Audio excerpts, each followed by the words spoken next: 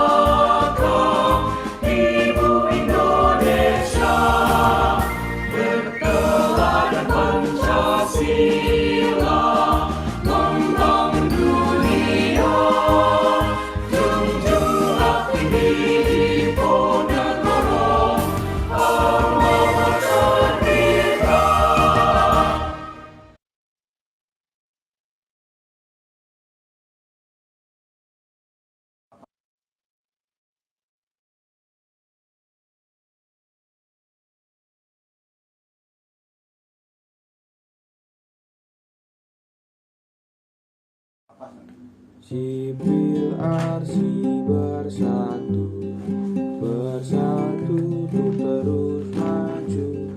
Sing-singkan lengan baju, jangan kau bimbang ataupun ragu. Sipil arsi bersatu, bersama lebih hebat. Mari kita bersemangat, bersama bulatkan tekad. Sipil arsi hebat, tugasnya berat-berat. Sopo wani mabu sipil kudu wani melek, sopo wani mabu arsi kudu wani lembur. Sipil arsi, sipil arsi sipil, mulai sipil arsi jagoan kita tuh selamanya. Sipil arsi pastikan jaya tuh selamanya. Pastikan jaya tuh selamanya. Pastikan jaya tuh selamanya.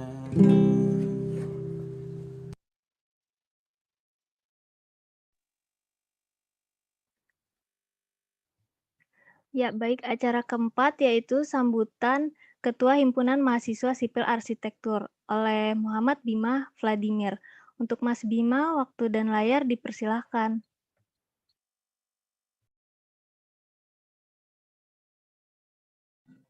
Baik, bismillahirrahmanirrahim. Assalamualaikum warahmatullahi wabarakatuh. Selamat pagi para hadirin semuanya. Yang terhormat Ibu Asri selaku Kaprodi, yang terhormat para dosen yang menghadiri tamu ke acara pada pagi hari ini, yang terhormat para jajaran alumni dari D3 Sipil dan D3 Arsitektur, dan yang saya banggakan rekan-rekan Himpunan Mahasiswa Sipil Arsitektur 2021. Alhamdulillah pada kesempatan kali ini kita bisa berkumpul dalam acara sosialisasi perihal ekstensi ini, yang mana kita ketahui ekstensi adalah hal yang paling ditunggu-tunggu dan paling nanti oleh mahasiswa sekolah vokasi. Nah, dan alhamdulillah pada 2021 ini sudah ada titik terang, yaitu sekolah vokasi akan membuka ekstensi ini.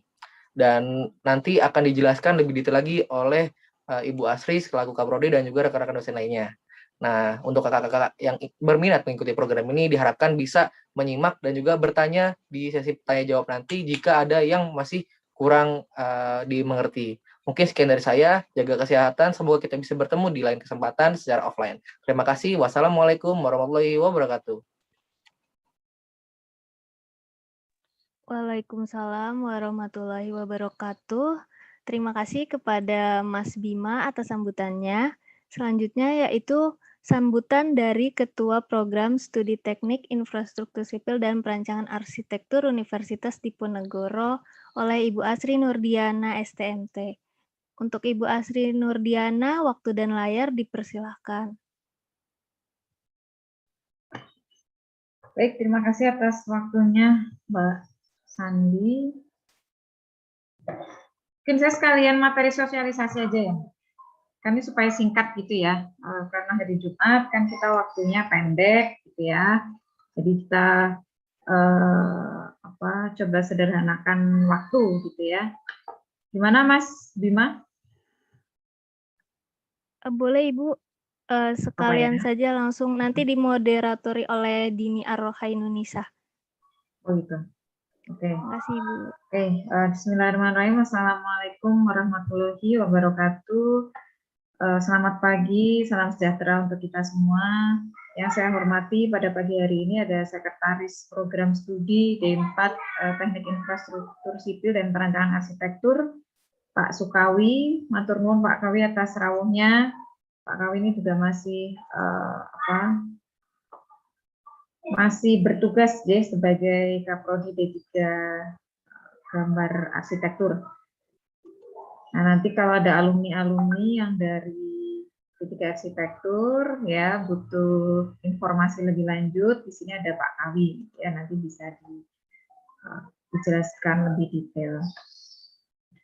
Baik, sebelum kita mulai, marilah kita panjatkan puji syukur kehadirat Allah Subhanahu wa taala karena pada pagi hari ini kita masih diberikan nikmat sehat, masih diberikan nikmat waktu ya untuk produktif, untuk berkinerja gitu ya. Kemudian masih diberikan nikmat untuk bisa saling bersilaturahmi ya, saling menyapa. Ini kan sudah alumni-alumni ini kan sudah lama ya, sudah lama nggak apa ya, sudah lama tidak berkomunikasi gitu ya, sudah lama tidak berinteraksi. Jadi kalau saya lihat sini ini ada angkatan 17 gitu ya. Nah, kalau angkatan 18 masih sering ketemu di kampus ya. Nah, bentar ya.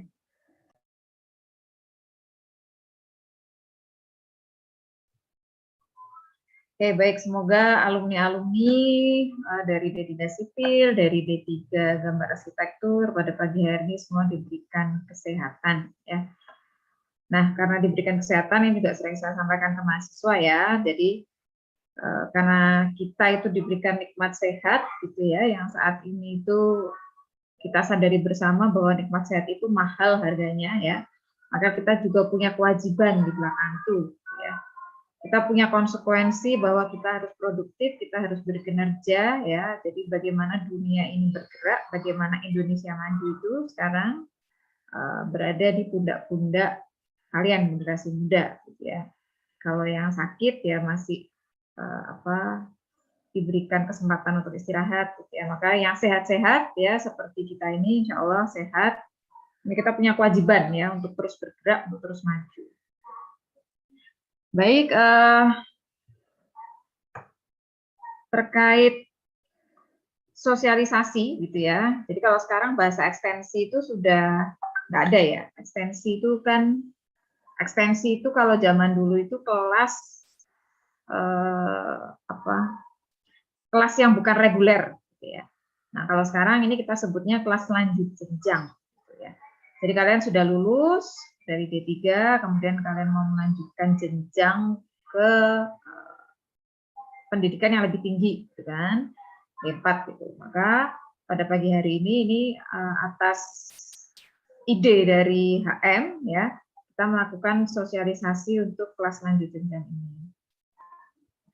Gitu ya. Nah, sebelum saya menjelaskan ya sosialisasi mengenai lanjut jenjang itu, ini karena sudah mungkin kita sudah beberapa kali ya saya sampaikan juga pada alumni-alumni ini gitu. Yang pertama, saya mohon ya untuk alumni D3 Sipil dan D3 Desain Arsitektur tracer study-nya diisi ya. Tolong tracer study diisi ya Mas Mbak. Jadi ini demi kampus kita bersama, demi alma mater kita tercinta ya. Jadi Undip sekarang ini sedang dinilai untuk pemeringkatan universitas. Nah, pemeringkatan universitas ini tuh banyak sekali item yang dinilai. Ada kinerja dosen, ada kinerja mahasiswa, sarana prasarana gitu ya. Dan ada alumni. Nah, kalau sudah alumni saya sudah nggak bisa apa-apa ini ya, sudah angkat tangan. Karena satu-satunya yang bisa mengisi kinerja tersebut adalah kalian para alumni. Jadi tolong setelah ini nanti sosialisasi selesai ya, tolong dibuka tracerstudy.undip.ac.id ya, silahkan diisi bagi yang belum mengisi. Gitu ya. Kemudian ini saya berterima kasih juga ya pada panitia Mas Bima dan tim. Jadi ini di waktu yang begitu mepet, tim bisa cepat bergerak gitu. Nah ini saya perkenalkan sekalian.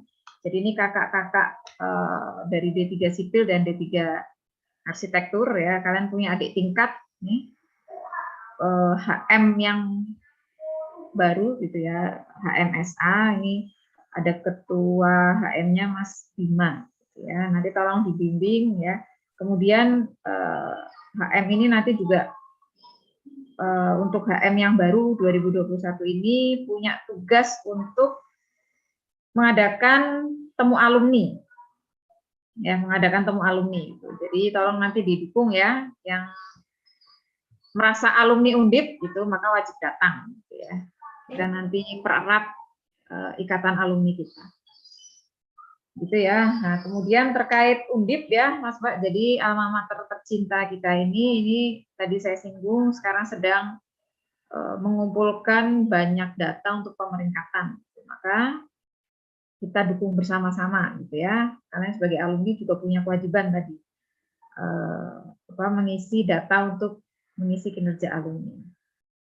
Gitu ya Mas Mbak. Nah, kemudian saya mungkin masuk ke materi langsung nggak apa-apa ya? Iya Ibu, silakan Bu. Ini saya nggak bisa share screen ya?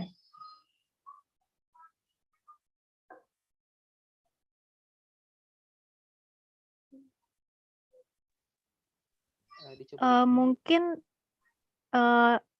bahannya sudah. bisa dikirim ke Mas Bima, Bu. Sudah. Sudah, ayah. Baik, Bu.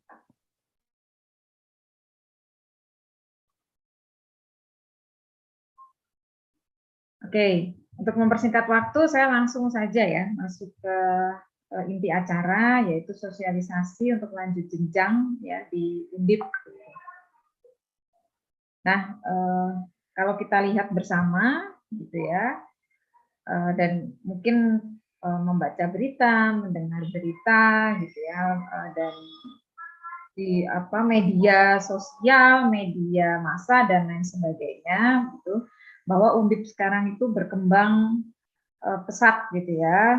Kemudian yang paling khusus lagi untuk sekolah vokasi ini kami begitu cepat berbenah gitu ya, begitu cepat berkembang gitu ya. Ini mungkin kalau alumni yang 18, 17 bisa menjadi saksi gitu ya. Nah, salah satu yang kemarin kami genjot itu adalah peningkatan sarana dan prasarana. Jadi nanti kalau sekolah lagi di sekolah vokasi gitu, maka bisa ikut merasakan, gitu ya, ikut merasakan bagaimana sarpras sekolah vokasi yang baru.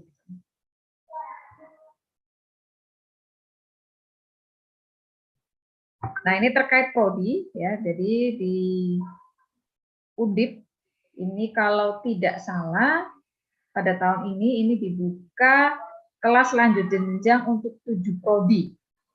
Salah satunya adalah prodi Sarjana Terapan Teknik Infrastruktur Sipil dan Perancangan Arsitektur. Nah, di dalam prodi ini kita menawarkan 3 konsentrasi, yaitu konsentrasi bangunan gedung, konsentrasi jalan dan jembatan, kemudian konsentrasi arsitektur bangunan gedung. Ya, jadi kalau angkatan kurikulum yang 2017 ya, mulai angkatan 2017 D3 sipil itu sudah dikonsentrasikan. Jadi untuk yang alumni mulai 2017, 2018 ini tinggal melanjutkan saja. Ya. Apakah masuk konsentrasi yang bangunan gedung, apakah jalan jembatan. Gitu ya. Kalau yang dari D3 arsitektur, nanti masuknya di konsentrasi arsitektur bangunan gedung. Nah, untuk pembagian konsentrasi ini tidak dilakukan ketika pendaftaran. Jadi nanti kalau kalian tes masuk ya, tes masuk di UM Undip itu semuanya sama gitu ya. Jadi 7 prodi tadi itu mendapatkan soal yang sama gitu ya. Nanti konsentrasi ini akan kami bagi kalau sudah masuk di program studi. Jadi mahasiswa ini dari Undip gitu kan, nanti kan diserahkan ke vokasi, kemudian dari vokasi diserahkan ke program studi. Nah, kalau sudah diserahkan ke program studi, maka akan kami konsentrasikan sesuai bidang ilmunya terdahulu. Nah, ini visi misi mana ya? Cukupan. Visi misi program studi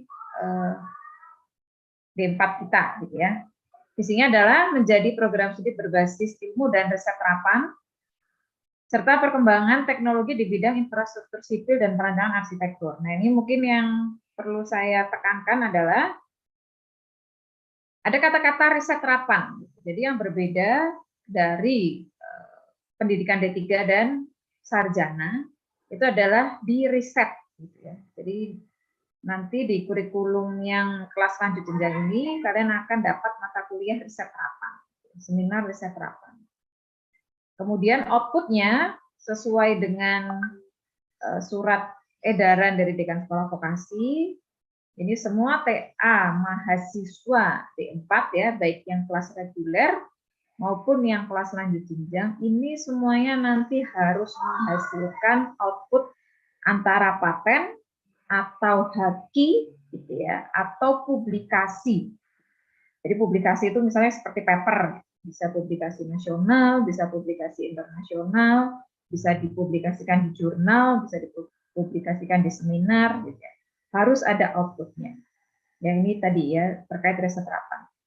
Kemudian setelah visi, misi. Jadi prodi kita punya 4 misi. Yang pertama menyelenggarakan pendidikan terapan, ya. Kemudian yang kedua mengembangkan penelitian terapan, tadi sudah dijelaskan. Kemudian yang ketiga melaksanakan pengabdian kepada masyarakat. Nah, ini karena dulu sudah pernah kuliah D3, jadi paham ya. Kita sebagai sivitas akademik ini kita punya kewajiban utama tridharma perguruan tinggi. Ada pendidikan, ada penelitian, ada pengabdian kepada masyarakat. Baik, ini adalah diagram KKNI. Gitu ya, KKNI itu yang di tengah tabung ini ya. Jadi kita di pendidikan itu kita mengenal yang namanya level KKNI. Kalau kemarin mas-mas mbak-mbak ini sudah lulus di D3, ini kalian sudah berada di level 5 KKNI. Nanti kalau lanjut ke D4 ya atau S1 terapan, di sini nanti menjadi level 6 KKNI. Gitu ya. Ini nanti akan setara dengan S1. Kalau SMK ini dengan SNU gitu. Ini S2, S3 gitu ya. Ini adalah level KKNI-nya. Kemudian yang membedakan apa sih gitu ya. Jadi kita kalau di dunia konstruksi, level KKNI ini nanti diterjemahkan dalam SKKNI. SKKNI itu adalah standar kualifikasi kerangka nasional Indonesia. Contoh, kemarin alumni D3 Sipil ini mendapatkan sertifikasi sebagai pelaksana bangunan gedung, sebagai pelaksana jalan, sebagai pelaksana jembatan. Nah, pelaksana itu kalau kita buka SKKNI-nya ya, jadi ada SKKNI pelaksana bangunan gedung, ada SKKNI pelaksana jalan, ya, pelaksana jembatan. Untuk pelaksana bangunan gedung, pelaksana jalan, pelaksana jembatan, itu KKNI-nya berada di level 5. Jadi kalau nanti kalian masuk proyek, kemudian ada rekrutmen ya, sebagai pelaksana bangunan gedung. Nah, itu berarti yang diminta memang lulusan yang berada di KKNI level 5 gitu ya, atau D3. Gitu. Kalau nanti kalian lanjut ke D4 ya, ini nanti kalian berada di KKNI level 6. Level 6 di sini sudah ahli. Ya, kalau kita lihat di sini bisa teknisi atau analis senior atau bisa ahli muda. Sehingga nanti yang lulusan S1 terapan itu sertifikasinya bunyinya adalah ahli muda bangunan gedung, ahli muda jalan, ahli muda jembatan, ya, arsitektur. Arsitektur itu juga berada di KKNI level 6. Ya, jadi kurang lebih seperti itu ya. Jadi kita lulusan D3, lulusan S1 terapan itu berada di level apa? Itu nanti untuk mengisi kebutuhan di industri konstruksi seperti tadi. Itu ya.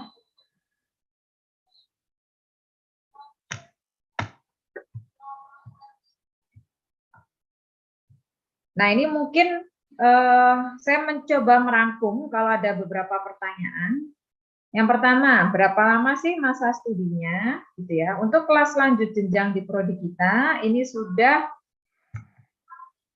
kita desain ya, baik itu dari konsentrasi bangunan gedung, konsentrasi jalan dan jembatan, konsentrasi arsitektur bangunan gedung, ini semuanya kurikulumnya adalah 2 semester. Ya, jadi semuanya untuk 3 konsentrasi ini kurikulumnya adalah 2 semester. Apa saja yang wajib ditempuh? Tentu saja ada mata kuliah, ya, kemudian ada tugas, kemudian ada KKN, kemudian ada magang dan tugas akhir. Ini magangnya kalau di bangunan gedung dan di jalan jembatan, makanya hanya 2 bulan. Ya, KKN ini biasanya dilaksanakan waktu libur semester. Jadi dari semester 1 ke semester 2 itu nanti akan ada KKN. Total SKS-nya adalah 42 SKS. Kemudian bagaimana sistem pembelajarannya? Kita tetap mengacu ke peraturan yang ada, ya. Jadi ada peraturan rektor nomor 13 tahun 2018 tentang PERA, ya, peraturan akademik di sekolah vokasi. Kemudian ada surat edaran dekan sekolah vokasi, ini ada beberapa. Yang pertama mengatur tentang sistem paket. Kemudian tadi ya, output kalau D4 atau sarjana terapan, itu output TA-nya harus ada paten, harus ada haki, harus ada publikasi gitu ya. Kemudian juga ada beberapa surat edaran rektor Undip. Nah, ini untuk 1 semester besok ya, ganjil 2021-2022, ini semua sistem perkuliahan di Undip masih menggunakan online, masih menggunakan daring. Ya, sesuai surat edaran rektor. Kalau nanti ada surat edaran rektor terbaru, perkuliahannya dengan offline, ya kita mengikuti juga. Gitu ya. Tapi kalau kita lihat tren sekarang gitu, ini sepertinya 1 semester ke depan mungkin masih akan di pola online. Ya. Seandainya ada yang offline, itu nanti mungkin akan hybrid. Gitu. Hybrid itu artinya tidak semuanya datang, ya, kan ada kapasitas maksimum yang dibolehkan, kan, di 1 kelas itu terisi. Kemudian mungkin ada pertanyaan lain, berapa besar UKT dan SPI? Nah, ini tadi saya cek di webnya pmb.undip.ac.id, ini sudah jelas, ya, sudah ada di web tersebut. UKT itu seperti biasa, kalau di Undip itu ada kelasnya, ya, ada tingkatannya gitu ya. Tingkatan tertinggi itu 8,5 juta, sama seperti yang kelas reguler. Untuk SPI, kalau saya tidak salah lihat tadi 5 juta itu bisa diangsur 2 kali, ya, semester ini dan semester depan. Kalau saya tidak salah, ya, coba nanti silakan dicek. Kemudian untuk pendaftaran ini melalui web pmb.undip.ac.id. Jadi pendaftaran mahasiswa baru memang hanya 1 pintu, ya, dikelola oleh LP2MP. Jadi ini online semua, ya. Batas akhir pendaftaran 2 Agustus 2021. Kemudian tesnya terjadwalnya itu adalah 3 Agustus 2021. Tesnya hanya tes TPA dan dilaksanakan secara online. Pengumumannya 5 Agustus 2021.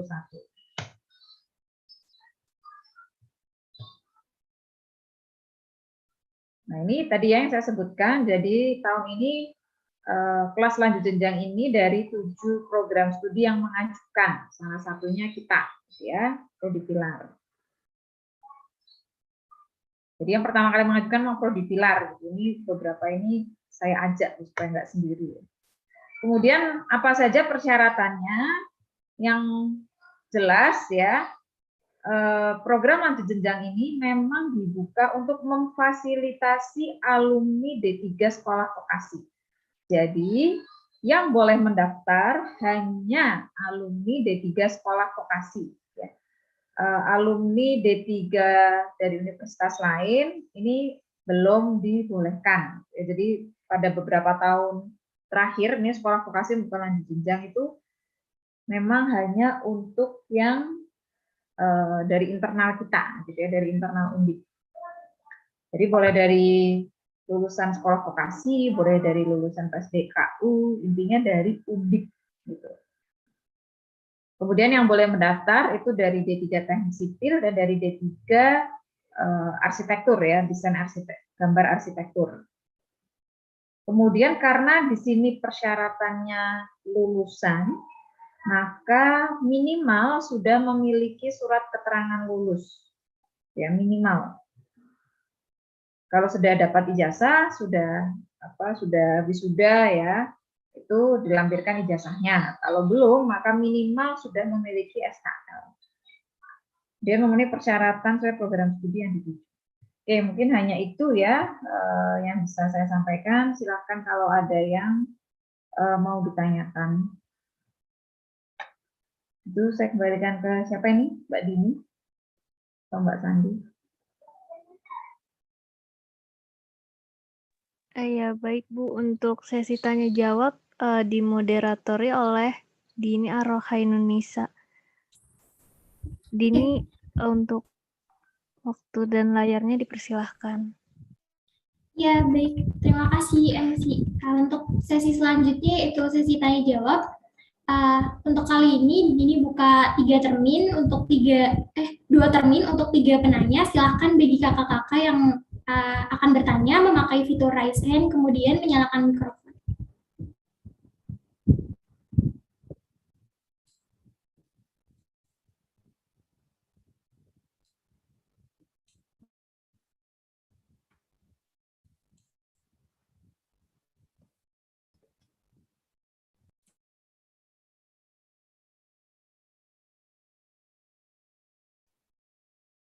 Ini kalau nggak ada yang tanya berarti udah cukup paham ini ya. Catat dulu ya Mbak, sebentar saya tinggal sebentar. Baik, terima kasih. Silahkan kepada Kak Haka.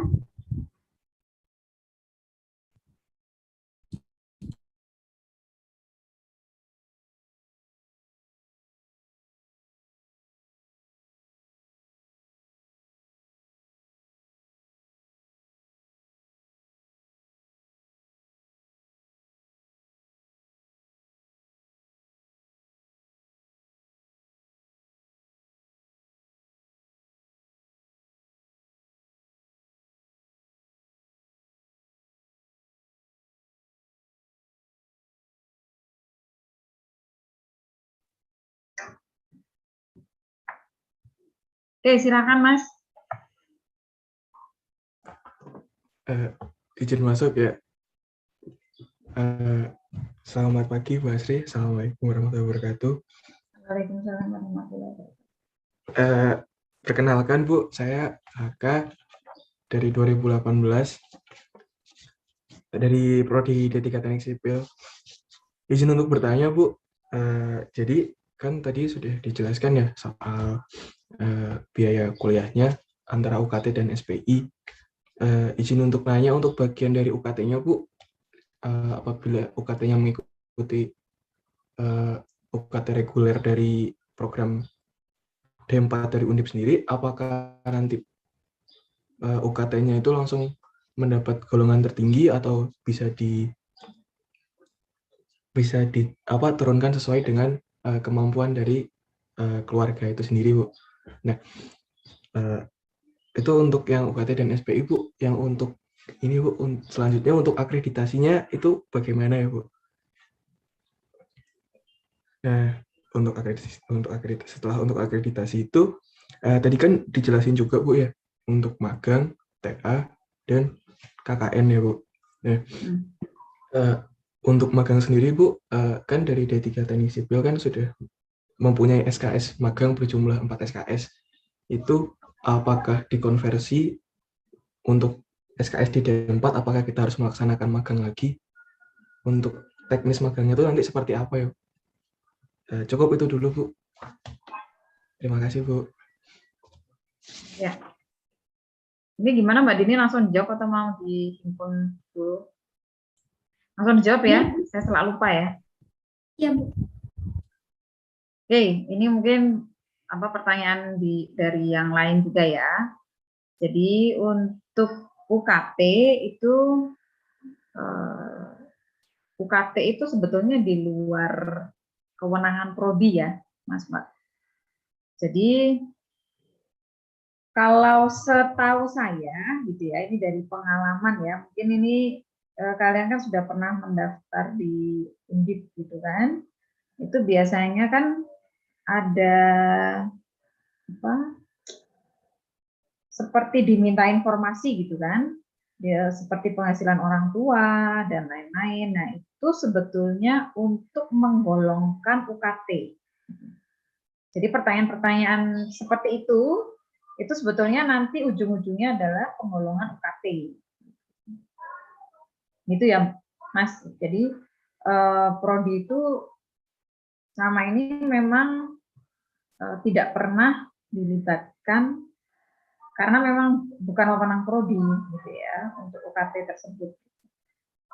Bahkan kalau ada mahasiswa yang mengajukan banding UKT ya kemudian diterima, oh ya banding UKT juga masih ada ya. Jadi Undip itu menyediakan fasilitas untuk banding UKT. Jadi kalau merasa UKT-nya itu tidak sesuai, wah ini nggak sesuai nih dengan kemampuan keluarga saya, itu di Undip masih ada banding UKT. Nah, perkara disetujui atau tidak, kembali lagi itu bukan wewenang prodi. Bahkan nanti mahasiswa yang disetujui, oh banding UKT-nya lulus ya atau tidak lolos, gitu, itu prodi juga tidak tahu. Jadi memang UKT itu bukan wewenang prodi. Ya. Jadi kalau secara hierarki, prodi itu hanya sebagai pelaksana proses PMB, proses belajar mengajar. Itu yang tentang UKT ya. Jadi nanti tetap akan digolongkan, gitu Mas, sesuai dengan kemampuan ya berdasarkan hasil survei tadi yang dilakukan oleh Undip. Kemudian akan ada banding UKT, itu boleh diikuti oleh semua mahasiswa Undip. Gitu. Kemudian untuk magang ya, untuk magang ya. Jadi magang ini merupakan salah satu ciri khasnya vokasi. Nah ini mungkin sudah merasakan kemarin ketika D3 ya, yang dari arsitektur itu magangnya 4 bulan, yang dari sipil magangnya 3 bulan. Ini karena sudah merasakan ya, bahwa ternyata magang itu betul-betul konteksnya adalah belajar bekerja. Ya. Belajar bekerja di real proyek. Bahkan ada beberapa mahasiswa, beberapa alumni itu setelah lulus ditarik lagi di proyek magangnya. Ya, itu banyak. Jadi lulus kemudian merasa dulu kinerjanya baik ya, ketika magang itu ditarik lagi di proyek magang, itu banyak ya, alumni kita yang seperti itu, nggak hanya 1-2. Nah, karena magang ini masih menjadi ciri khas itu, maka sekarang diwajibkan lagi, gitu, tapi hanya 2 bulan. Gitu. Kenapa hanya 2 bulan? Harapan kami ya semua mahasiswa ini nanti betul-betul bisa lulus 2 semester, 1 tahun. Jadi nanti semester kedua itu hanya magang dan TA dan tugas, ada 1 tugas besar kalau nggak salah. Penjadwalan apa ya? Itu. Kalau yang sipil ya, kalau yang di arsitektur itu nanti ada 2 tugas di semester 2, kemudian ada TA. Gitu Mas, jadi magangnya tidak begitu nggak 3 bulan gitu ya kayak waktu di 3, ini hanya 2 bulan. Tapi harapannya ya bisa memberikan pengalaman kerja lagi. Nah ini beberapa yang sudah bekerja gitu, ini magangnya boleh di perusahaannya sekarang gitu tuh boleh. Ini kan ada beberapa yang saya lihat kan sudah posisinya udah bekerja gitu ya, ini sambil kuliah gitu kan, sambil kerja. Nah, ini bisa manfaatkan tadi magangnya di tempat kerja ya selama 2 bulan. Dia Mas Haka, jadi ini masih menjadi ciri khas. Gitu. Jadi kita kalau bisa tidak menghilangkan ciri khas, gitu ya. Ciri khasnya vokasi. Bahkan yang akademik, ya, jadi kalau kita lihat tadi ada level KKNI, itu kan kita lihat ada 2 jalur. Yang S1 itu kan jalur akademik, gitu kan. Yang S1 terapan itu jalur vokasi. Gitu. Sekarang itu yang jalur akademik pun itu diwajibkan oleh kementerian untuk magang. Gitu ya. Jadi kan MBKM itu semua gitu kan, sekarang kan diwajibkan untuk semua mahasiswa Merdeka Belajar itu ya. Itu dari 8 kegiatan MBKM itu salah satunya magang. Jadi kalau mereka magang, masa kita yang vokasi menghilangkan ciri khas kita. Ya. Jadi karena itu ciri khasnya vokasi, jadi sebaiknya tetap ada magang. Tapi kita mampatkan hanya 2 bulan. SKS-nya pun kami sesuaikan dengan undang-undang. Ini kalau Mas Haka tahu yang mahasiswa yang pakai kurikulum angkatan 2020, gitu kan? Itu magangnya 20 SKS, Mas. 6 bulan. Gitu ya, Mas Haka. Jadi harapannya yang kalian nanti lanjut jenjang, masuk lanjut jenjang, ini kan ikutnya kurikulum yang 2020, kan? Yang 2020 itu magangnya 6 bulan. Jadi kalau kalian dikurangi 6 dikurangi 3 kemarin kan harusnya masih magang 3 bulan. Tapi karena kita berhitung waktu, ya, jadi ini magangnya hanya 2. Gitu ya, Mas Aka. Terus tadi apa lagi ya, Mbak Dini? Sudah, Ibu. Sudah ya. Oh, akreditasi ya. Akreditasi ya. Baik, jadi untuk akreditasi prodi sarjana terapan kita ini sekarang itu kita masih punya SK dari BANPT. BANPT itu adalah Badan Akreditasi Nasional Perguruan Tinggi. Yang mengeluarkan SK akreditasi adalah BANPT. Itu kita sudah punya, kemudian kita sudah berproses juga di BANPT untuk reakreditasi. Jadi perbaikan akreditasi. Karena yang kemarin kita masih dapatnya akreditasi minimum untuk pembukaan program studi. Ini kita sekarang sudah proses, kita tinggal menunggu visitasi ya dari BANPT untuk reakreditasi yang baru. Itu Mas Aka ya. Kalau di bawah Undip ya minimal semua reakreditasi itu kan baik ya. Sekarang kan unggul baik sekali gitu kan. Baik. Kalau saya belum proses reakreditasi tidak mungkin disetujui oleh rektor untuk membuka lanjut jenjang. Apalagi ini hanya 2 semester ya. Beberapa prodi di sekolah vokasi yang kemarin sudah membuka kelas lanjut jenjang itu ada RPM itu mesin ya, dan TRKI itu kimia. Itu kurikulum mereka 3 semester. Hampir semua prodi di sekolah vokasi kelas lanjut jenjangnya itu 3 semester. Sepertinya hanya pilar yang 2 semester. Kalian bisa hemat UKT ya. Kalau bisa dimanfaatkan, kenapa enggak? Itu ya, kemudian karena besok itu perkuliahan semester 1 masih online ya. Kemudian perkuliahan semester 2 itu tadi hanya KKN, hanya tugas, kemudian magang dan TA gitu kan. Jadi sepertinya kecenderungan untuk berada di kampus itu masih sangat sedikit gitu ya. Nah, ini kesempatan untuk yang bekerja ya. Kesempatan untuk yang bekerja ini bisa sambil kuliah. Itu ya, Mas Aka. Gimana Mas Aka, ada feedback? Oh iya, izin masuk lagi ya. Izin masuk kembali Bu. Tadi ada yang lupa saya tanyakan. Untuk sertifikasinya bagaimana Bu ya? Soalnya kan dari D3 Sipil sendiri waktu kami berkuliah itu ada sertifikasi. Nah, nanti ketika kita ekstensi ke D4 apakah ada sertifikasi kembali atau bagaimana ya Bu? Itu Bu. Ya, ada Mas. Tetap kami usahakan ya.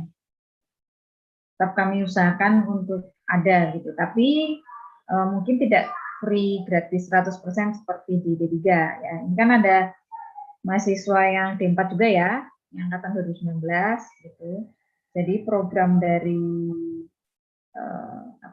program dari Undip, kemudian program dari kementerian ini memang sekarang banyak mendukung supaya lulusan-lulusan kita itu lebih siap kerja. Salah satunya dibekali dengan sertifikat.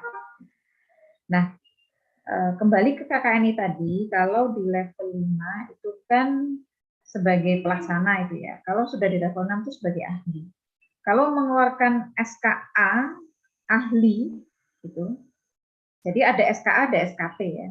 Kalau di level 5 itu masih SKP, surat keterangan keterampilan.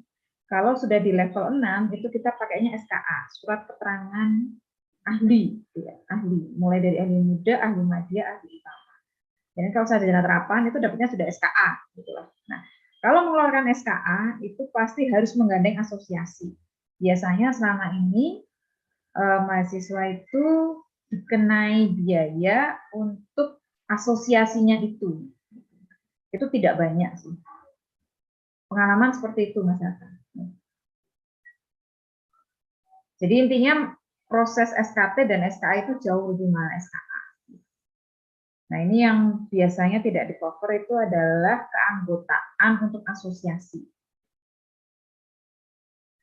Jadi untuk proses sertifikasi, ujian, kemudian kemarin ada pembekalan ya, ada pembekalan dan lain-lain, itu biasanya di-cover. Yang tidak itu keanggotaan untuk asosiasi. Itu satu Indonesia sama Mas semua. Seperti itu. Untuk yang level sarjana, setingkat sarjana. Itu ya Mas Aka. Dan ini bolehnya di semester 7 ya Mas. Setelah selesai semester 7.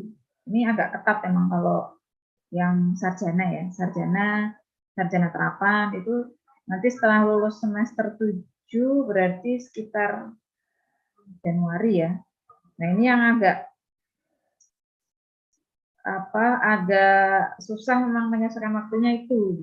Jadi syarat dari asosiasi itu sudah lulus semester 7 kan.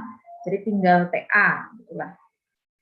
Itu kan berarti kalau kita berhitung waktu Januari sudah siap sebetulnya ya. Tapi proses sertifikasi itu biasanya yang di kementerian tuh bulan-bulan Juli Agustus.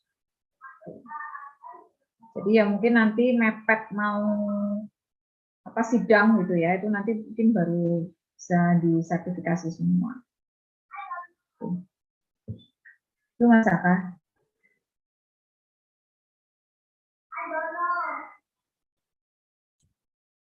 Baik, gimana Mas Aka? Ada feedback lagi kah?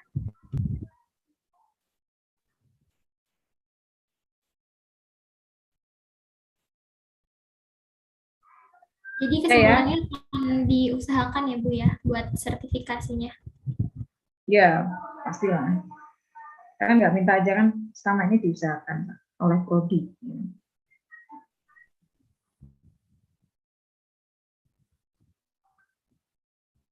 Mungkin lanjut pertanyaan berikutnya ya Bu. Jadi ini ada di YouTube pertanyaannya. Untuk sistem perkuliahan itu mata kuliahnya udah sistem paket atau bagaimana ya Bu? Itu yang pertama. Terus yang kedua, minimal kuota mahasiswa untuk perkonsentrasi itu berapa dan berjalannya itu ada berapa kayak gitu. Mungkin bisa dijawab terlebih dahulu. Kuota mahasiswa untuk nanti di D4. Iya. Oke, jadi kita tetap mengacu ya sejak tahun 2018 itu ada surat edaran dari Dekan Sekolah Vokasi bahwa sistem perkuliahan di sekolah vokasi semuanya menggunakan sistem paket.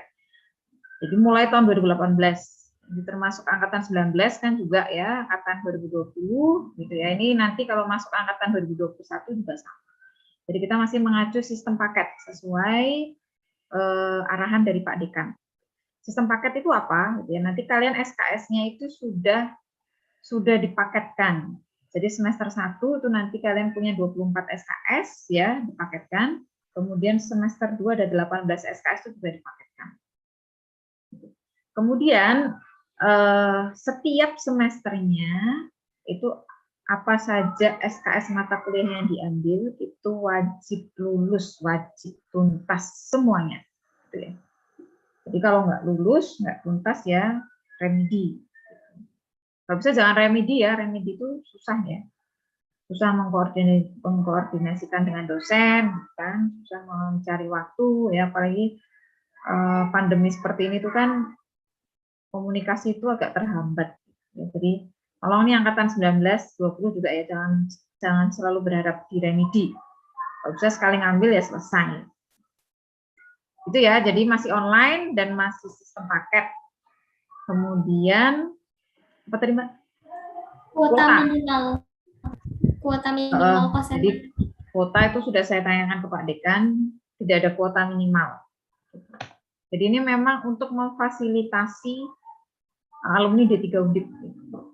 Tidak ada kuota minimal. Nanti kalau mata kuliahnya sama kita gabungan dengan yang kelas reguler. Tapi kemarin saya cek ternyata banyak yang nggak sama ya. Maksudnya tidak berjalan bareng gitu. Yang di reguler tuh semester ganjil, yang di kita mungkin genap gitu ya. Jadi beberapa nggak sama. Pelaksanaannya tidak sama. Tidak ada kuota minimal. Kalau kemarin Pak Dekan sih waktu saya tanya jawabnya. Baik, Bu. Terus ada lagi pertanyaan mengenai waktu dan jadwal perkuliahannya bagaimana ya, Bu? Jadwal perkuliahan mengikuti kalender akademiknya Undip, jadi sama. Ini setelah proses seleksi bulan Agustus kan, itu nanti langsung, kalau secara kalender akademik ya, itu nanti langsung ada penerimaan mahasiswa baru PMB. Ya, jadi PMB ini kan untuk semua mahasiswa baru sekolah vokasi, termasuk yang kelas lanjut jenjang. Itu nanti akan ada PMB. Kemudian setelah PMB ya proses perkuliahan kita 14 kali tatap muka, ya ada enggak. Sama. Oke, baik Bu. Lalu ada pertanyaan kembali, adakah jalur beasiswanya Bu untuk ekstensi?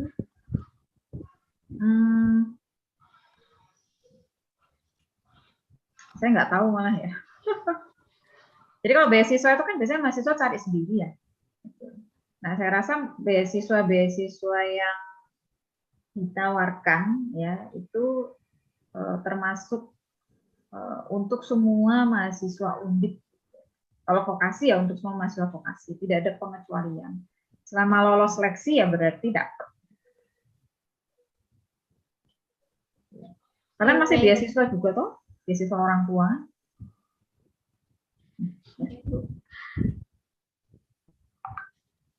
Oke, baik Bu. Lalu ada satu lagi Bu, pertanyaan untuk minimal kuota mahasiswa terkonsentrasi kan di D4 Teknik Sipil dan Arsitektur kan ada beberapa konsentrasi ya Bu. Nah, itu ada kuota minimalnya nggak Bu? Kalau yang kelas reguler ada.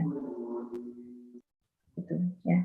Yang kelas lanjut jenjang, kemarin saya tanya Pak Dekan nggak ada. Gitu. Tapi amannya sih biasanya kalau satu kelas itu ya minimal 20. Bu, terima kasih. Lalu ada lagi, adakah rincian mata kuliah per semester nggak Bu? Ada.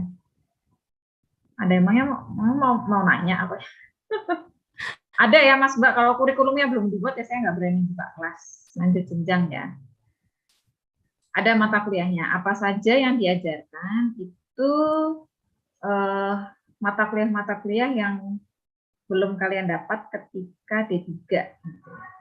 Nah, ini adik-adik tingkat yang D4 mulai angkatan 19, angkatan 20, itu beberapa mata kuliah di kurikulum yang kelas reguler, gitu kan. Nah, itu yang belum pernah didapat ketika D3, itulah yang diajarkan.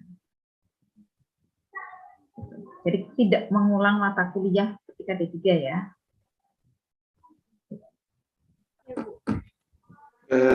Asri? Ya Pak Kawi, monggo kalau mau menambahkan. Memungkinkan tidak, karena kan rata-rata kalau D3 kan memang sudah bisa kerja. Nah, memungkinkan enggak kuliahnya mungkin sore atau malam, karena toh online. Ada yang beberapa mahasiswa ada yang tanya seperti itu, supaya paginya bisa bekerja. Terima kasih. Nah ini bagus sekali ya dari Pak Kawi ya. Ini kan terkait penjadwalan itu kan internal kita. Ya. Nanti kalau memang kelas lanjut jenjang ini banyak yang menginginkan jadwalnya siang sore gitu ya, yaitu nanti kami mengakomodir. Sangat memungkinkan itu Pak Kawi. Itu kan penjadwalan itu internal kita. Karena memang banyak yang bekerja ya sah-sah saja ya kalau mau dijadwalkan. Selama memang sepakat gitu ya. Mungkin nanti ada yang mata kuliahnya pagi, ada yang mata kuliahnya sore. Kalau yang kelas reguler juga sampai sore ya. Betul ya Mbak Dini ya. Ada yang mulai 2:30, ada yang jam 3 gitu ya, sampai jam 5.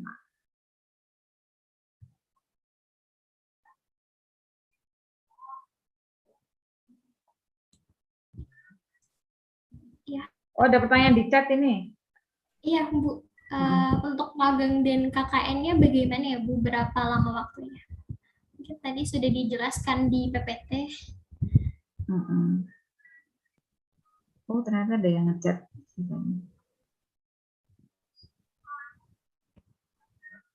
Mas Albanu ya, Mas Yudanto. Ini mana wajahnya? Coba ditampilkan. Besok kalau kuliah online itu wajib on kamera ya, Mas Mbak. Ya, kalau nggak on kamera saya tinggal kelas. Ya, kayak ngomong sendiri. Assalamualaikum, Bu. Ya, waalaikumsalam. Sehat, Mas? Alhamdulillah. Mohon maaf lagi WFH, Bu. Oke. Bu, ini tahap pertama ya. Sebelumnya perkenalkan, saya Albanu D3 Sipil 2012. Untuk program ini sih sebenarnya bagus, Bu. Saya lihat dari sedikit pemaparan gitu kan. Cuman untuk program tahun berikutnya atau tahap kedua ada nggak, Bu? Nah, itu saya nggak tahu, Mas. Ini kalau tahu sejarahnya ya, saya tuh berjuangnya itu sudah berapa tahun ini. Baru di ACC sekarang. Ini berarti tahun ketiga ya. Tahun ketiga. Tahun kemarin tuh kami sudah siap semua, kan dibantu juga sama AM. Ya, ternyata belum di ACC oleh Pak Rektor karena pertimbangan proses reakreditasinya. Karena ini kan kemarin saya berjuang lagi nih. Ini kan sudah di ban PT, orang kita tinggal nunggu pengumuman, masa nggak boleh? Ya, sudah disiapkan. Nah, untungnya di ACC gitu, Mas. Kemungkinan sih tahun depan ada gitu, tapi saya nggak bisa janji. Tapi kalau memang banyak kuotanya ya saya usahakan. Ya, tugas saya hanya sebagai perpanjangan tangan kan. Iya, kalau banyak peminatnya saya ajukan lagi. Gitu. Ya, Bu, berhubungan dengan jika nanti ada lagi tahun depan yang mudah-mudahan bisa sudah offline gitu ya, Bu ya, dan kondisi pandemi juga sudah membaik. Untuk teman-teman yang mungkin mau mengambil ke jalur undip lagi dan posisinya di luar kota ataupun luar daerah, seperti apa, Bu, nanti ya? Sudah ada bahasan ke situ belum?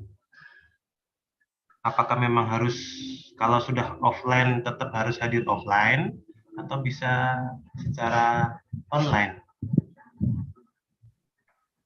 Ya, kalau sistem perkuliahan itu kita tidak membuat sendiri, Mas. Jadi tadi kan sudah saya jelaskan ya, Prodi itu kan sebagai pelaksana proses belajar mengajar, pelaksana PDM. Kebijakan itu yang mengeluarkan universitas dan fakultas, gitu ya. Kecuali kebijakan-kebijakan yang sifatnya sangat khusus, itu. Oh, ini khusus sipil, khusus arsitektur tuh harusnya seperti ini, nah itu boleh. Tapi kalau yang umum, bagaimana sistem perkuliahan, ya, bagaimana apakah online atau offline, itu yang menentukan adalah universitas, Mas, Rektor. Ya, ini untuk maksud saya kan mungkin mengakomodir yang luar kota itu ya. Ya. Karena kan mungkin kalau secara program gitu ya, Bu ya, keberlanjutan dari istilahnya dulu PTN ini menjadi pertimbangan gitu, Bu, ketika ada fasilitas PTN lagi gitu kan, apalagi yang satu alma mater. Kalau secara pemilihan, kalau bisa dipilih untuk yang negeri dulu ya pasti kita pilih negeri dulu gitu kan. Cuman itu tadi untuk kelas-kelas yang seandainya di luar kota, karyawan gitu kan, kalau secara online masih mungkin mengikuti secara weekday masih bisa gitu kan. Cuman yang suatu saat nanti ketika sudah normal lagi, nah itu yang mungkin menjadi pertimbangan juga gitu. Ya betul, Mas, gitu. Tapi untuk sistem perkuliahan kita nggak bisa ini ya, nggak bisa. Iya, dari. Tapi kalau berdasarkan perak yang baru, peraturan akademik, gitu ya, itu 50% perkuliahan tuh masih wajib online, Mas. Jadi nanti kalau sudah tidak pandemi, ya sudah dibolehkan perkuliahan offline, itu masih ada kewajiban semua mata kuliah, itu 50%-nya tetap harus dijalankan online. Ya, tapi ya 50% tadi, gitu ya, nggak bisa 100%. Itu Mas Albani ya. Terima kasih Bu, infonya bermanfaat. Ini mungkin nanti kita bantu share untuk ke teman-teman yang lain gitu kan. Di angkatan-angkatan saya juga. Ya. Jadi kalau ada alumni yang nanya saya ya, ini saya mau lanjut kuliah kemana gitu ya. Saya selalu bilang kalau bisa negeri ya gitu ya. Negeri ya Mas Mbak, karena nanti ijazah yang dipakai untuk daftar kerja itu adalah ijazah terakhir. Gitu. Tahu sendiri lulus dari D3 sipil itu kan berdarah-darah ya. Dari semester 1 sampai semester akhir itu kan betul-betul berdarah-darah. Itu sayang gitu ya kalau nanti ijazahnya itu tidak dipakai. Jadi yang dipakai untuk daftar kerja itu adalah ijazah terakhir. Maka mesti saya bilang kalau bisa negeri. Sayang soalnya kalau swasta. Iya, betul, betul. Betul. Kemudian ini tadi apa KKN magang ya. Magangnya 2 bulan, sistemnya sama ya dengan magang yang dulu pernah ditempuh. Kemudian KKN itu 42 hari biasanya pelaksanaannya saat libur semester. Jadi saat libur seperti ini ada yang KKN ini. Ya. Jadi setiap libur semester itu adalah periode pelaksanaan KKN. Ada yang dari ganjil ke genap, ada yang dari genap ke ganjil. Bedanya apa? Bedanya adalah SKS yang sudah dikumpulkan. Jadi kalau yang kelas reguler itu nanti minimal sudah menempuh 110 SKS baru bisa daftar KKN. Daftarnya terpusat satu pintu di P2 KKN Undip. Gitu, ya. Jadi tergantung SKS yang kalian nih. Ya kalau tepat waktu ya berarti harusnya dari ganjil ke genap ya. Libur semester ganjil ke genap itu kalian KKN. Tapi kalau ternyata nilainya, transkripnya, dan lain-lainnya SKS-nya tidak memenuhi, ya berarti mundur 1 semester itu libur dari genap ke ganjil, kayak yang sekarang. Sebenarnya saya dosen KKN itu udah lama ya, dari beberapa tahun yang lalu. Ini periode KKN itu seperti ini, libur ini adalah waktunya untuk KKN. Daftarnya satu pintu di P2 KKN Undip. Jadi itu juga bukan oleh Prodi. Ya. Prodi tidak menyelenggarakan KKN sendiri itu enggak. Itu. Ini siapa? Czechoslovakia. Mbak, saya agak lupa ya alumni-alumni. Ayo Mbak. Selamat pagi Bu Asri. Saya Putri. Ini mohon maaf username-nya belum saya ganti. Jadi saya dari alumni berapa? Angkatan berapa? 18. Oh, 18. Oke. 18 Arsi, ya. Jadi mau tanya Bu, ini nanti kan kita SSI berarti gelarnya ini ya? SST. Iya, oh ya SST. Nah itu tuh apakah setara Bachelor Applied Science kayak misalnya nih, kan tadi kan memang kita dikonsentrasikan buat lanjut bekerja. Misalnya kalau kita ada keinginan pengen lanjut kuliah lagi gitu, entah tetap di Indo atau di luar, nah itu apakah gelar kita valid di internasional gitu. Lalu terus yang tadi semesternya kan ada 2. Nah yang semester terakhir kan buat TA sama magang. Nah semester 1 tuh berarti buat matkul yang belum kita. Oh ya, oke. Berarti mungkin yang pertanyaan yang tadi aja sih Bu. Ya. Bisa nggak buat lanjut? Oke. Jadi untuk kurikulum ya semua mata kuliah itu diplotnya di semester 1. Nah semester 2 itu kenapa tidak ada mata kuliah? Supaya kalian tidak terikat dengan 14 kali tatap muka di SSO. Ya. Sekarang itu kan kalau tatap muka presensi wajib gitu ya. Nah, kalau kalian nanti sambil TA, sambil magang dan lain sebagainya ya terikat mata kuliah itu agak rancu juga gitu bahwa magang itu kan harus full di proyek ya tidak mungkin nyambi kuliah misalnya. Kalau kuliah itu harus 14 kali tatap muka, kalau tidak terpenuhi nggak bisa ujian misalnya. Ini daripada rancu seperti itu sehingga semua mata kuliah itu diplot di semester 1. Semester 2 tidak terikat dengan 14 kali tatap muka perkuliahan. Intinya seperti itu ya. Nah, kemudian terkait gelar, gitu ya. Jadi sarjana terapan atau D4 itu Undip itu bukan yang pertama kali membuat prodi D4. Ya, hampir semua universitas, politeknik terutama itu sudah lama punya prodi D4. Apakah bisa lanjut S2? Bisa.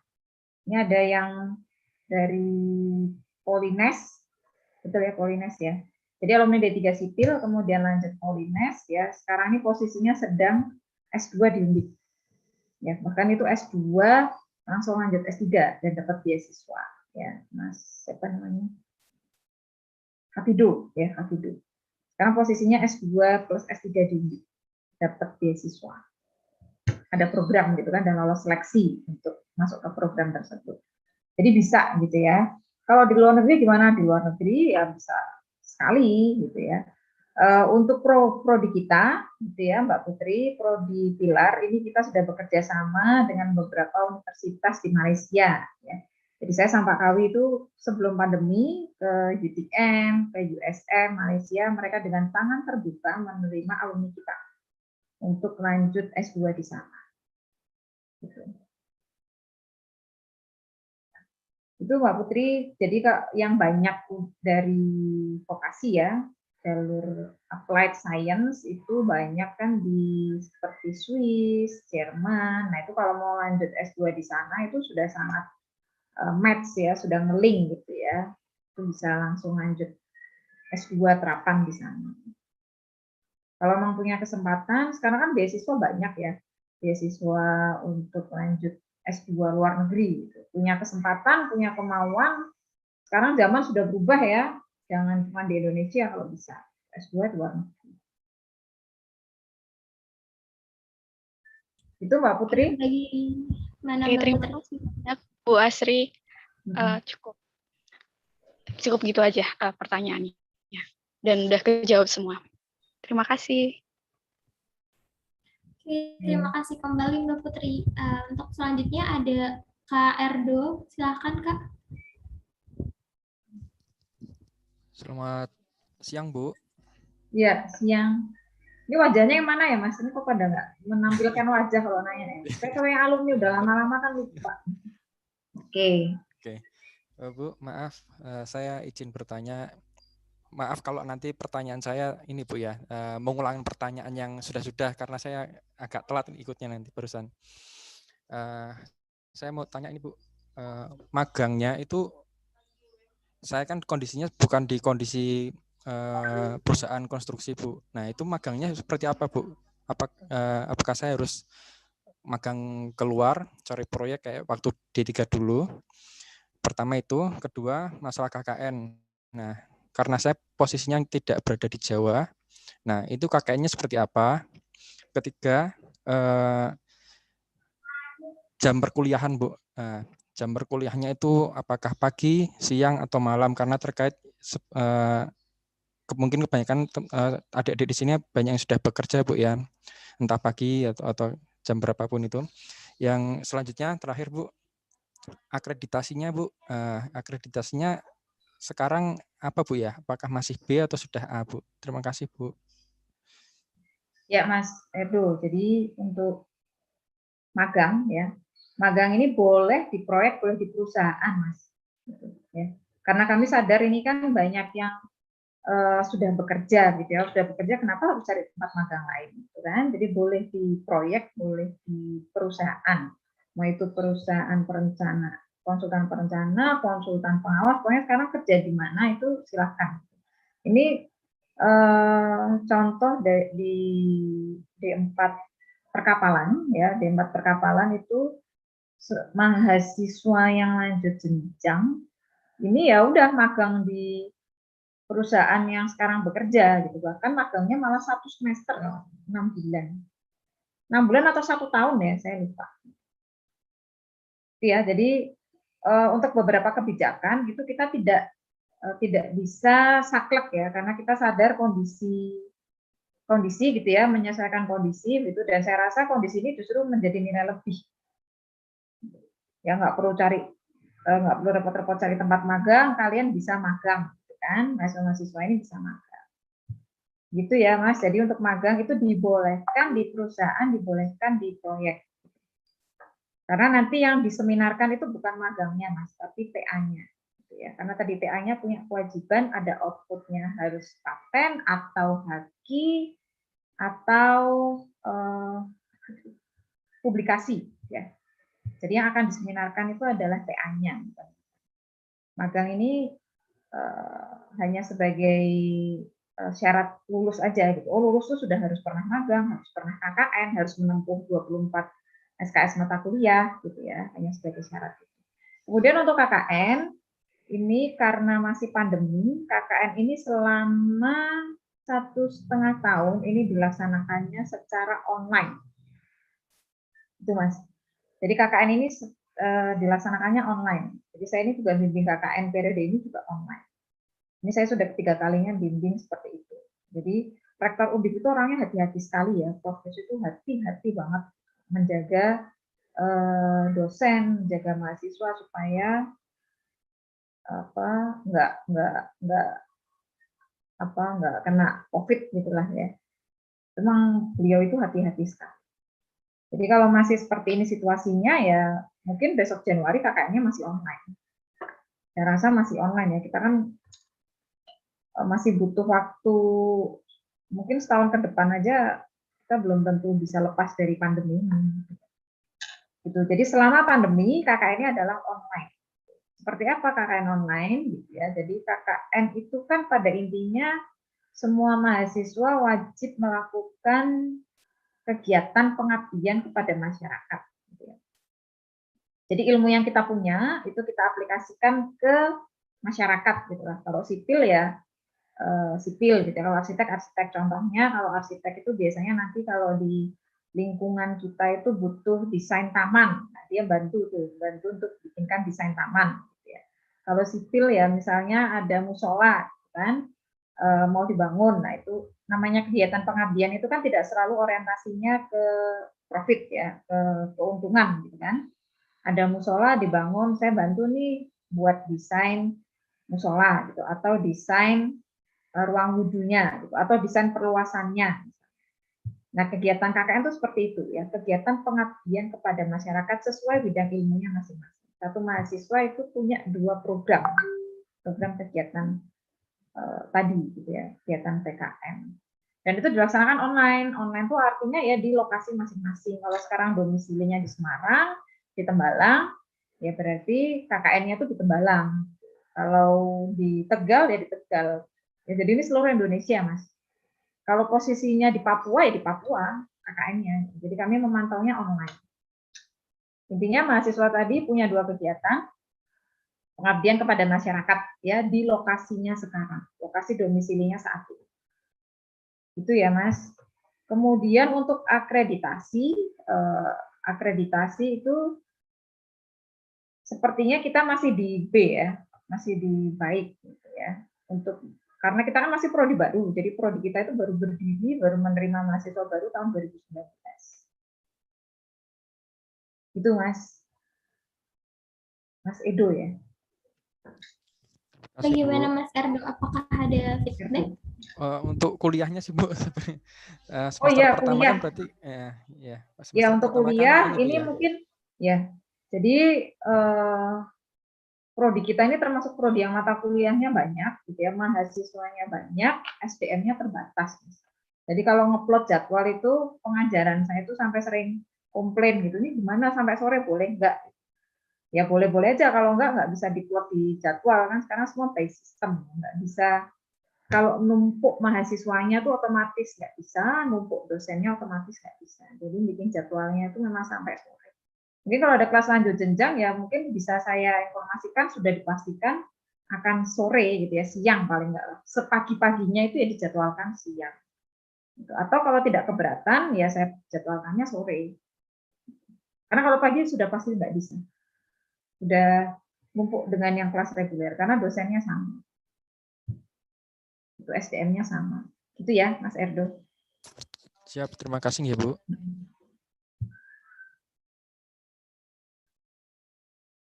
Oke, baik. Terima kasih Kak Erdo buat pertanyaannya. Ini ada pertanyaan lagi Bu dari YouTube. Apakah untuk akreditasi prodi sendiri karena belum ada memungkinkan kita jadi tidak bisa mendaftar CPNS atau BUMN? Oke, gitu. Oh, siapa yang bilang belum ada? Kita sudah ada kok. Kita sudah ada. Nanti perpanjangan. Kalau kita nggak punya akreditasi itu nggak boleh meluluskan, gitu ya. Saya nggak mungkin bisa membuka kelas lanjut jenjang, ya apalagi bisa menjamin bahwa 2 semester lulus, gitu kan. Kalau nggak punya akreditasi nggak bisa meluluskan, nggak boleh, itu kena tindakan pidana itu ya. Itu rektornya bisa kena pidana, itu nggak boleh. Kita sudah ada. Kalau CPNS saya rasa selama itu formasinya ada bisa. Terutama kalau BUMN ya. Jadi kalau lowongan BUMN sekarang itu dari sipil misalnya itu, kalau yang saya tahu sipil ya, itu lowongannya S1 atau D4. Itu BUMN sudah hampir semua BUMN itu seperti itu. Oke, baik Bu, terima kasih buat jawabannya. Kalau ada Mas Haka, silakan Mas Haka.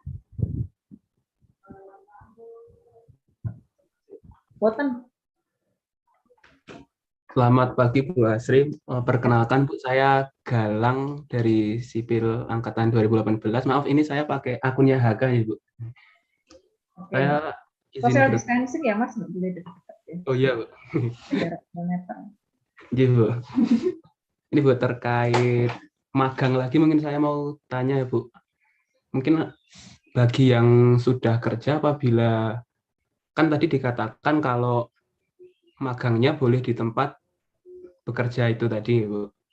Nah, apabila bekerjanya itu di kontraknya cuma sampai akhir tahun ini, kan belum masuk ke semester 2 itu Bu. Apakah kita melakukan magang di semester 1 karena itu tadi kontrak kerjanya cuma sampai akhir tahun ini Bu. Mungkin itu Bu. Terima kasih.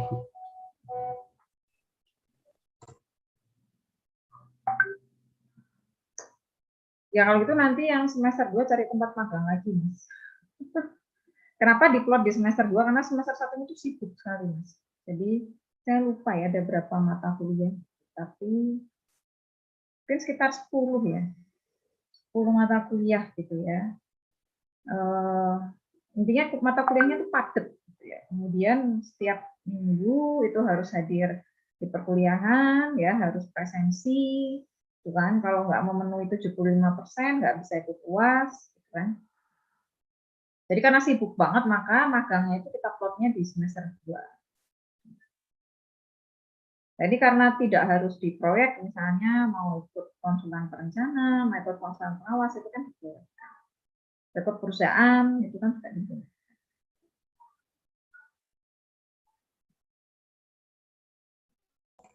Jadi nggak bisa Bu kalau magangnya di semester 1-nya Bu, harus di semester 2 itu Bu. Nah, itu kalau magang itu kan di tempat kerja kan berarti kerja ya Mas.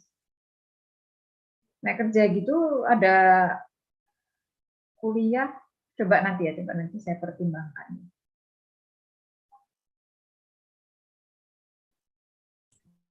Walaupun kuliahnya kan sore ya. Apa ini sebagai masukan ya Mas, saya nggak bisa jawab sekarang ya. Ini kan saya harus minta pendapat dosen lain gitu ya. Ini ada Pak Kawi juga, ini kan nanti saya harus minta pendapat yang lain dulu.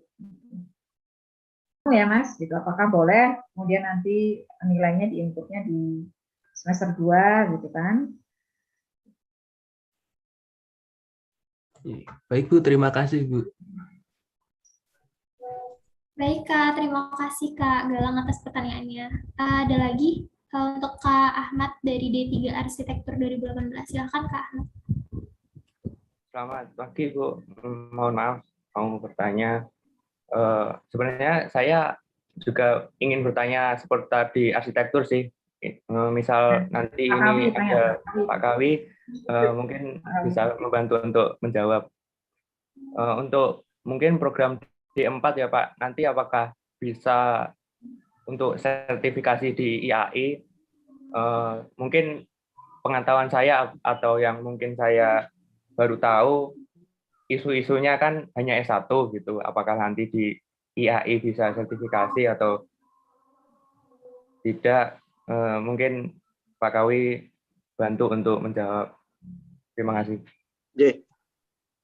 Nah, untuk ini apa nanti kalau sudah sarjana terapan itu bisa. Jadi kalau menjadi anggota IAI bisa. Cuman sekarang ada aturan baru baik S1 akademik maupun S1 terapan untuk mempunyai SKA, sekarang namanya STRA. Di IAI itu ada yang namanya Dewan Arsitek. Jadi aturan yang terbaru IAI itu lepas dari bukan IAI ya, arsitektur itu lepas dari RPJK.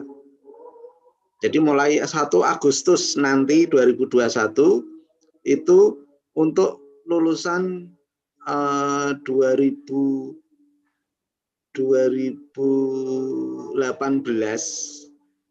itu wajib menempuh yang namanya program profesi arsitek PPA.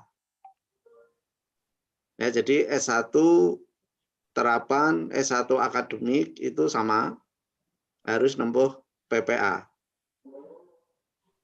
Sayangnya Undip belum bisa buka karena ini apa, Undip kan punya aturan karena nilai akreditasi institusi A itu harus ada persyaratannya. Misalnya punya prodi akreditasi A berapa buah, akreditasi B berapa buah. Nah, itu terganjal aturan itu sehingga sampai sekarang yang di S1 belum bisa buka. Jadi yang setahu saya yang punya itu Unika itu punya, cuman digabung dengan S2. Itu yang di Semarang. Kalau di Jogja itu UII itu punya. Ya, beberapa universitas punya PPARS. Cuman nanti karena Agustus ini sudah mulai berjalan. Kebetulan saya juga jadi ketua bidang profesi di IAI Jawa Tengah. Ya, jadi kalau anggota bisa, masuk anggota bisa. Cuman untuk STRA itu wajib PPARS. Ngaten, Mas. Matur suwun. Berarti untuk alurnya sendiri sehabis dari D4 ini kemudian lanjut ke PPARS dulu ya, Pak ya? Berarti bisa ya? Iya, betul. J, wajib PPARS. Ya, kalau mau berprofesi itu, J, Pak.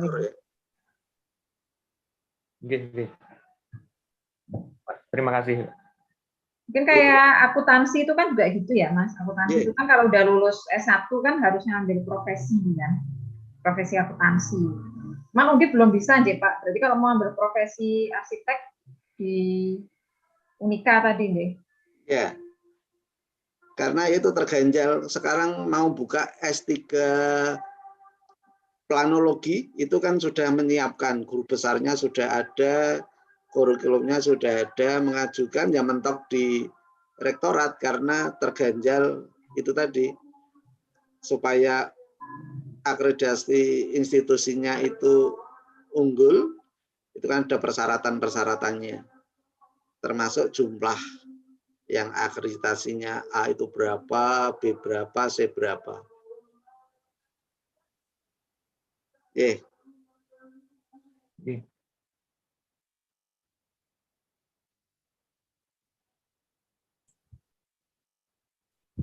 Oke, baik. Terima kasih Kak Ahmad dan Pak Sukawi atas pertanyaan dan jawabannya. Mungkin dari kakak-kakak ada pertanyaan lagi mengenai ekstensi D3 ke D4.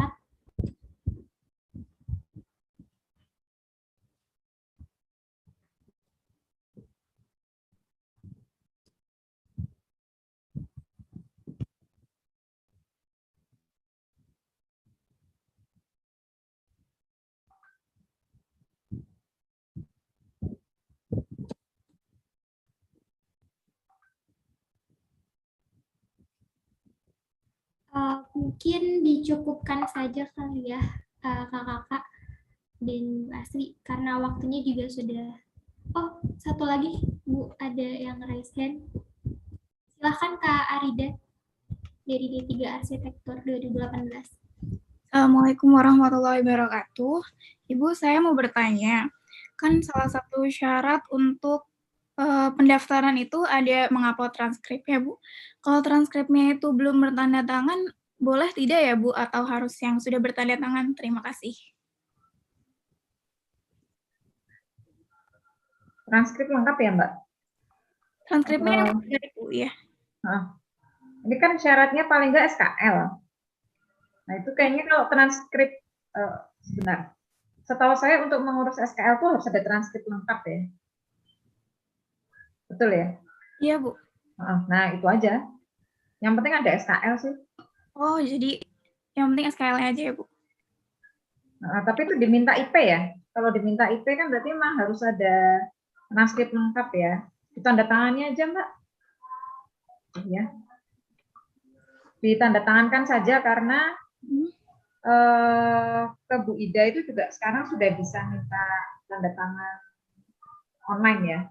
Maksudnya nggak harus tatap muka ketemu itu bisa. Beberapa mahasiswa minta tanda tangan Bu Wadek 1 sudah nggak harus ketemu. Baik Bu, terima kasih. Baik Kak Arida, terima kasih atas pertanyaannya.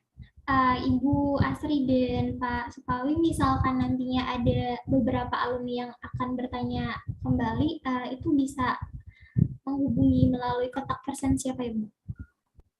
Bisa ke saya langsung bisa ya. Jadi kalau yang alumni sipil bisa langsung saya, yang alumni dari gambar arsitektur bisa langsung ke Pak Kawi gitu. Karena ini waktunya mepet ya, Mas Mbak gitu ya.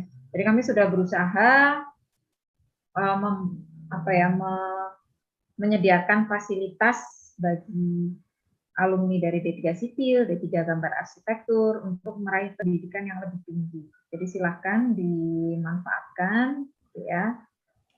Dan kami juga sudah berusaha bagaimana membuat pendidikan lanjut jenjang ini menjadi sangat nyaman, gitu ya. Jadi seperti tadi saya sampaikan, kalau di prodi lain itu 3 semester, di prodi kita ini kami sudah berusaha bagaimana memanfaatkan jadi 2 semester.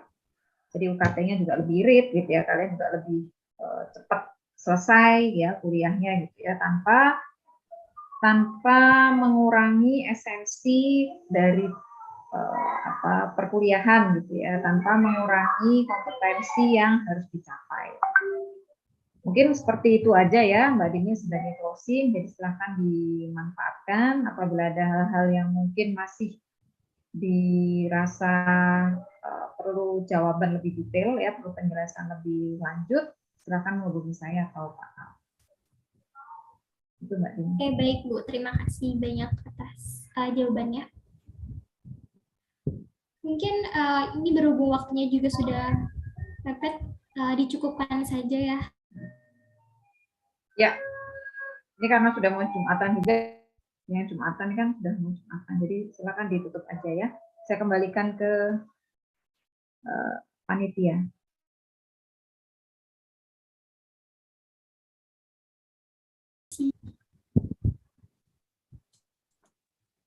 Ya baik, untuk notulensinya nanti akan diberikan kepada perwakilan angkatan dan nanti di-share di grup alumni ya, Mas Mbak. Kemudian langsung saja, alhamdulillah akhirnya kita telah sampai di penghujung acara, yaitu penutup. Mari kita tutup acara ini dengan membaca alhamdulillahirrabbilalamin. Terima kasih kepada Ibu Asri, Pak Sukawi, Bu Riza, Ibu Previ, dan para hadirin yang telah hadir dalam acara sosialisasi ekstensi kali ini. Saya mewakili teman-teman panitia berterima kasih banyak atas partisipasinya. Apabila ada kekurangan dan salah kata dari saya, Sandia Zahranisa, selaku pembawa acara, saya meminta maaf yang sebesar-besarnya. Saya mohon pamit undur diri. Wabillahi taufik wal hidayah. Wassalamualaikum warahmatullahi wabarakatuh. Waalaikumsalam warahmatullahi wabarakatuh. Salam sehat semua ya, alumni-alumni Mas Bambang ya. Semoga nanti Sehat-sehat Bu semuanya, bapak-bapak, mas, adik-adik. Amin. Nuhun, saling Semoga mendoakan terhindar ya. dari COVID. Amin, amin. Amin. Amin, saling mendoakan ya. Amin, Saya amin. basic Ya, ya. Bu. Amin. Ya, semoga bisa ketemu lagi ya di lain waktu. Ya, Bu. Amin, amin. Izin live, Bu, semuanya, Bapak-Bapak. Assalamualaikum. Waalaikumsalam, Mas.